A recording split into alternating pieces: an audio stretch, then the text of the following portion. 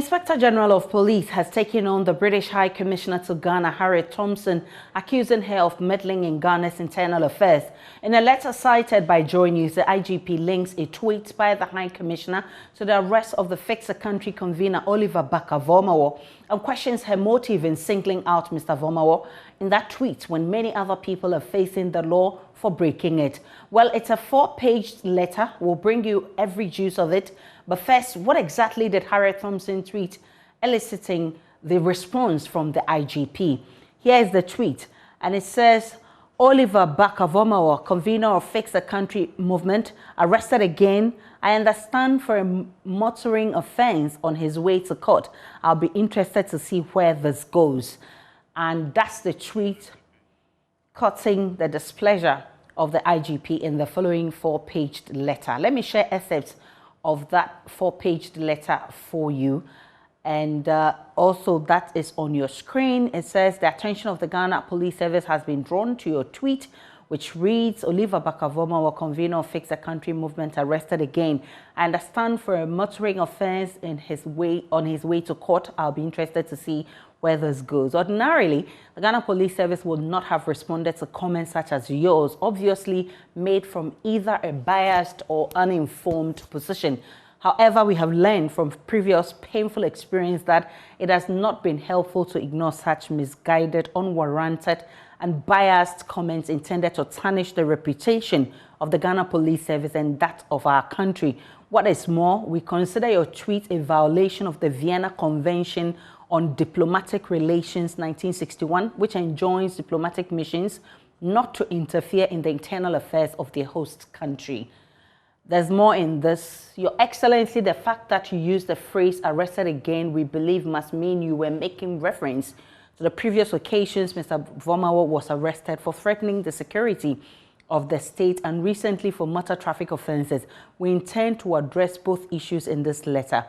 And the letter goes on to give the background for which Oliver Vormawor was arrested. And it says, against this backdrop and in view of the fact that he is not the only person who is being taken through due process for committing an offense in this country, it is difficult to understand why he is your only focus. Are we to understand that you are concerned about the law enforcement process in Ghana or only as applied to your person of interest? And it goes on to say, we are not oblivious of how a country, Britain, reveres its army and continuously celebrate both serving and retired officers in British armed forces. It might not be what you expect, but please be informed that as a country, Ghana similarly treasures its police service and armed forces and all other security agencies, and we are anxious to build these institutions into strong and revered pillars of society that perform their duties excellently. As our former colonial power and source of our legal, judicial, and criminal justice architecture, and indeed of our police service, we continue to look up to Britain, among other countries, for guidance with regard to how difficult situations are handled. And it says, do you think we, the Ghanaian people, also deserve a peaceful country? Maybe reflecting on these questions will help you appreciate our position on such matters. Are there instances in your country where people are permitted to openly threaten the security of the state with a coup? 2, in instances where individuals have threatened the security of the state, does your criminal justice system celebrate such persons and urge them on to destabilize your country? And as a foreign service officer, even though you might not have personal experience, you doubtless have access to the records of the periods of unrest and coups in Ghana. Are you really wishing on us a return to those times? Those are the questions that have been put to the British High Commissioner for that tweet. Now, in conclusion, it says, for the moment, we would recommend a Ghanaian saying that might guide you in your diplomatic engagements. The saying goes, do fiasem. It means learn to keep within the limits of what concerns you. Please accept the assurances of our highest consideration. And it was written by Inspector General of Police, Dr. George Akufu-Dampare. Now, the Fix the Country convener was arrested at the East Legon Tunnel in Accra as part of an operation by the police to control traffic. The exercise also led to the arrest of drivers of other prominent personalities. He was subsequently taken to the East Legon police cells after he was arraigned before the Medina District Court. Well, joining us this afternoon is international relations expert Professor Vladimir Nchedanso for more. Prof, I'm grateful for your time. This afternoon, thanks for having me. I'm sure you have seen the letter that has been issued by the IGP in response to the British High Commissioner's tweet. Yes.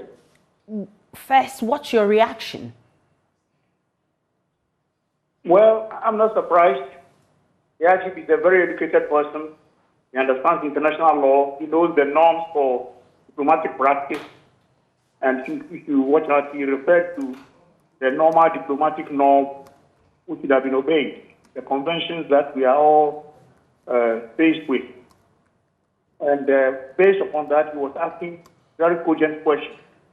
A Ghanaian diplomat cannot do this in Britain when an institution under the British Crown is doing their duty as per the Constitution of Britain. The Ghanaian Constitution is clear. The remit of the police is clear in Act 350.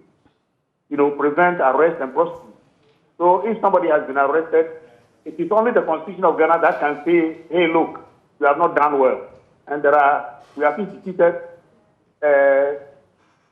all that takes to use the Constitution against the police or any other institution.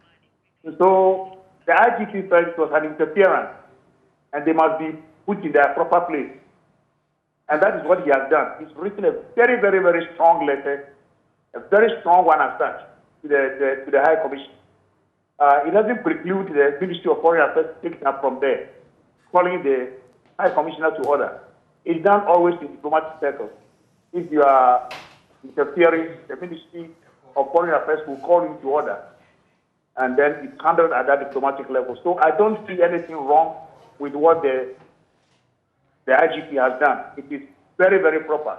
It's an institution of state, a very independent institution. It has been attacked, and it has replied. And I believe people are saying it's very strong. And yes, very strong, but straight to the point. I don't see anything there insulting or anything. It was putting the diplomat in order. Prof, the conclusion of this letter asking the British to sort of think of their own country rather than talking, I mean, it says in our local parlance, in terms of diplomatic relations, what are the implications? There's nothing that is going to happen because of IGP's letter. The IGP was saying what's obvious, that as a diplomat, you know your sphere. As a diplomat, you must work as a diplomat and not interfere in the domestic affairs of any nation. In actual fact, in the training of diplomats, that's the first principle. The first principle is not to interfere in the domestic affairs of the host nation. You better have good relationships in order that it would inure to the benefit of the cooperation between your country and the host country. But you don't go and interfere in the affairs of the host country to the extent that it mars the relationship between the two countries. So that line of the IGP is just drawing the attention of the diplomats to this very normal principle of diplomacy. Never meddle in the domestic affairs of the host nation. Absolutely. You can't. They have their own sovereignty, their laws, rules, and regulations. And even if the rules and regulations are being disobeyed, all you have to do is to draw attention to the international community and not try to correct it.